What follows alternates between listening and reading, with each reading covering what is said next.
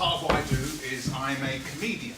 And this year I put together a comedy show about the internet. I want to tell you a bit about that and the thoughts that it prompted in me. The show was called Is the Internet Making Us More Stupider?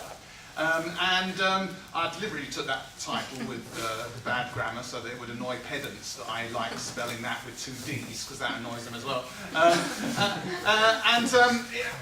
Basically it was just assembling a whole load of idiocies from the internet and trying to answer that question, has it made us more stupider? So just by way of introduction, I want to show you a sample from that. So here's a Facebook status that I found.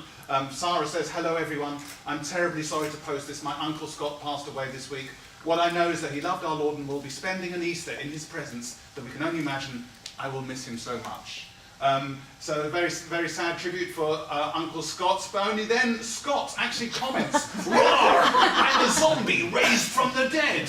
And then adds, by explanation, haha, no seriously, this is Dan, just deleting Dad's old Facebook account. Now, I know, extraordinary, isn't it? So there are many wonderful, wonderful examples like that. Well, incidentally, what's fascinating about this is there's actually 2 hours between the 2 comments. I don't even know. So there was, for 2 hours, poor Sarah was going, zombies. But when I was putting this show together, I started to realise that, well, first of all, it's sort of easy pickings, stupidity on the internet. And I realised that the real issue that I was looking at was not, is it making people more stupider, but is it making me more stupider? The thing is, I am an internet obsessive, especially Twitter obsessive. I've always got my phone there. I'm the sort of person who, like, at night, you know, I'll be holding my good lady wife, and then as soon as I wake up, I move around and check the phone straight away. I'm that close to actually sleeping, holding and hugging the phone, checking my wife, and then going back to sleep. So that's the sort of person I am. I used to write film scripts and sitcom scripts. Now I can only do that if I have a digital detox, if I actually just get away from it. And it's more all about tweets and jokes. My concentration span is awful now. My concentration span is awful now.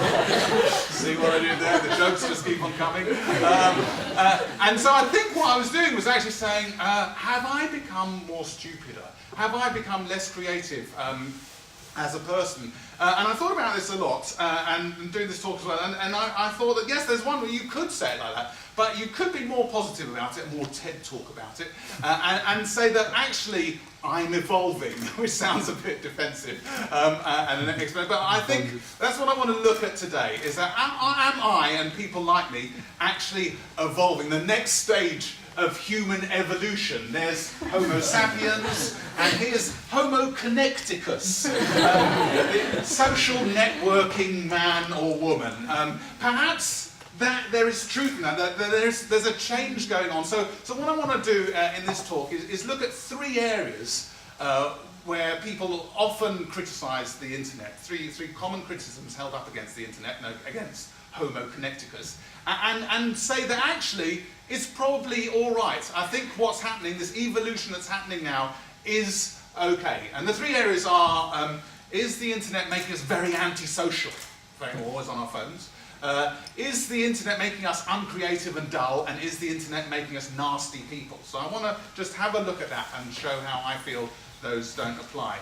So the first thing is this antisocial thing. It's that thing that you hear people, certainly people of my generation, say, oh, I went into a pub and there was a group of friends there and they were all on their phone. They weren't talking to each other, they were all on their phone. It's that feeling that if Rodin, the sculptor, had been around today and had sculpted his famous The Kiss, it would actually look like this, with a kiss, but he's actually checking his iPhone over the shoulder there. I don't know if you can see that. So I can relate to that. So the sense is that technology is turning us away from the people that are really here in this room or that we're with, and turning us into like little isolated atoms on our own. That's what people are saying is happening now, although I was very chuffed to see this picture that I'm going to show you now, which I suppose from about the 50s, of everyone on their newspapers, if you like, as opposed to on their phones. So maybe the situation that's going on now is not that we're changing, we're becoming antisocial, but we've always been antisocial. It's just the technology that we're using has evolved, is different. But if you go back to that example of in the pub and the groups on their phone, I suppose you could say that, well, nobody ever just sat in a group reading a newspaper, or sat in a group reading a novel, or whatever. But again, I think it's because what's happening here is this stage of evolution, that we've become Homo Connecticus. We've become socially networking people, and the reason why I think it's okay for everyone to be on their phone in that situation is that, yes, it's not real contact, it's not reality, and I'm not undervaluing that, and eye contact and physical contact, but it is human contact. Most of those people on that phone are on a social network rather than Googling things at that point. And they're having human contact. So in my view, we're actually more sociable thanks to smartphone technology and social networks rather than antisocial.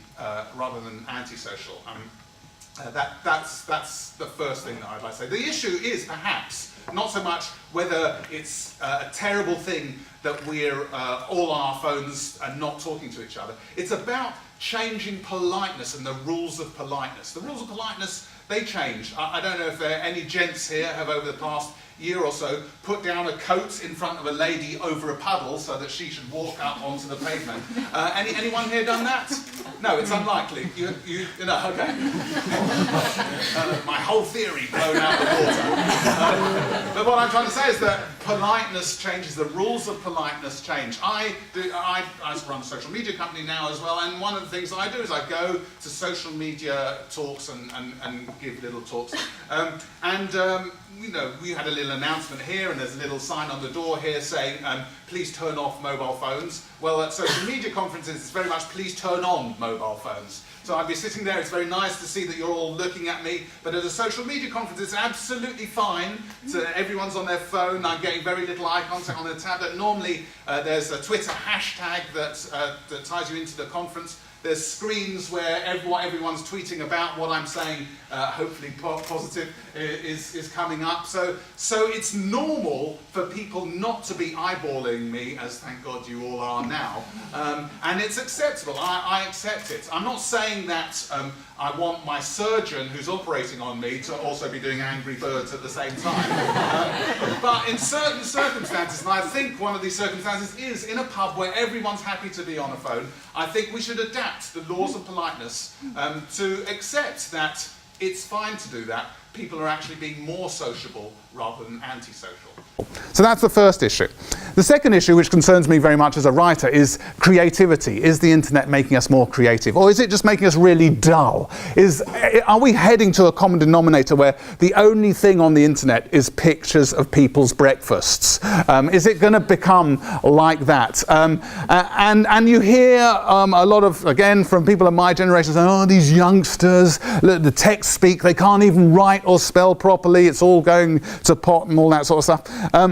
But I feel personally that we're at a golden age for creativity. If you look at Twitter, everywhere on Twitter, because of the accessibility of Twitter as a publishing medium, or the ease with which you can make videos and post them on YouTube or Twitter or Instagram, wherever, everyone is being creative. Twitter is full of Oscar Wildes and Woody Allens and Einsteins and Nietzsche's and documentary makers and journalists, and it's a hotbed of creativity. I'm going to show you some examples now. The first one is from, well, it's because I'm a comedian, I live in the world of comedy a lot, so this is an example of a joke, which it being Manchester I thought would be appropriate.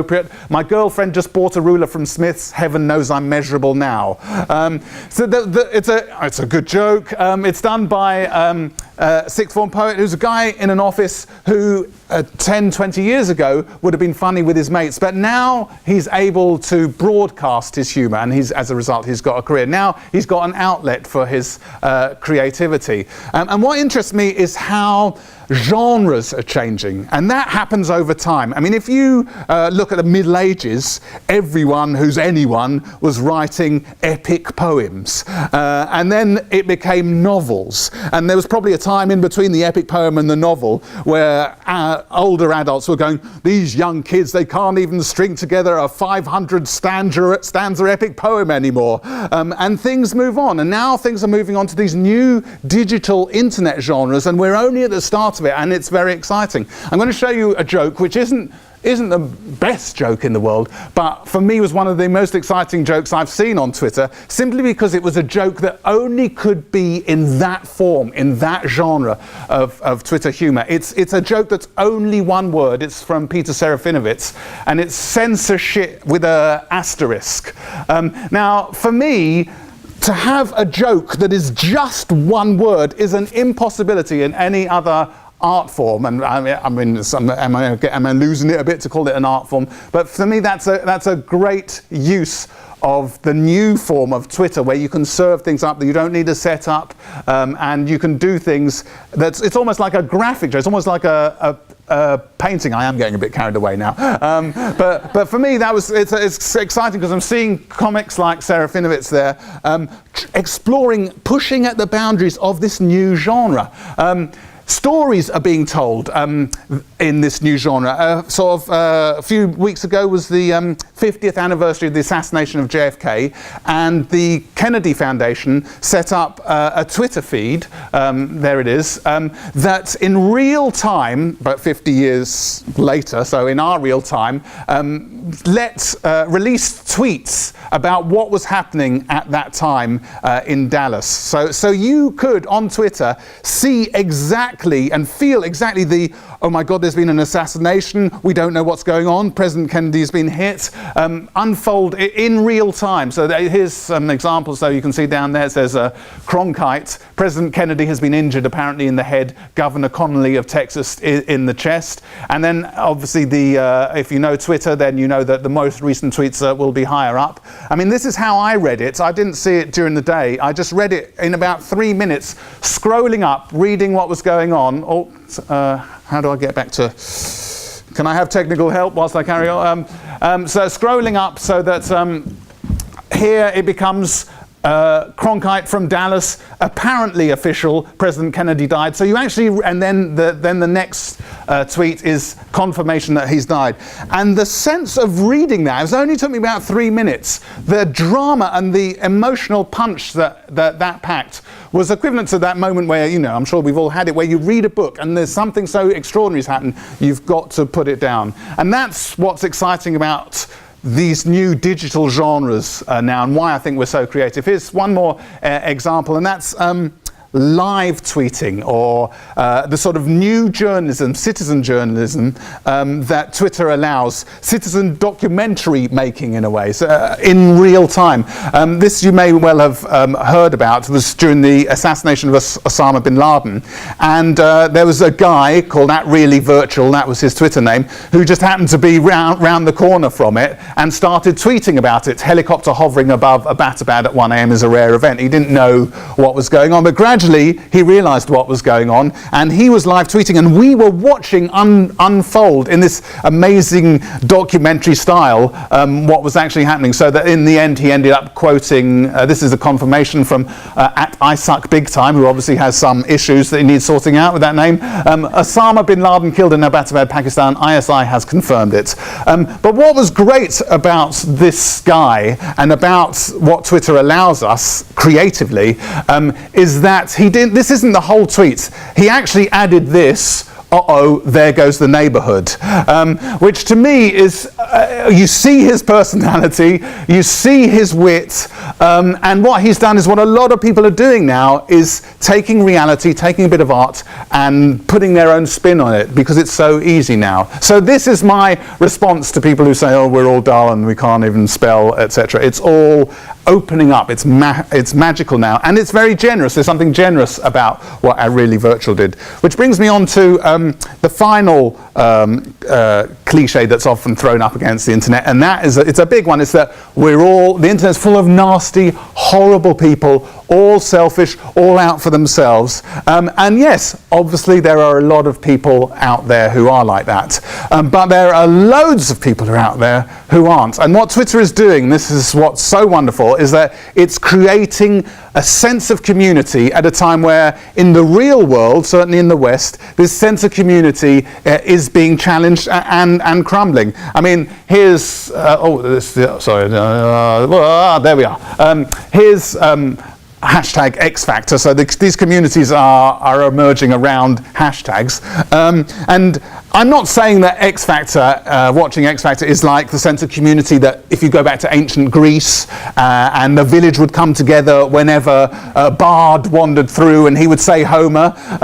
But actually, I am saying that. I know I am going to say that because I think that's what, I'm not saying the X Factor is our Homer, but that sense of community coming together is now happening virtually. We all share a virtual living room.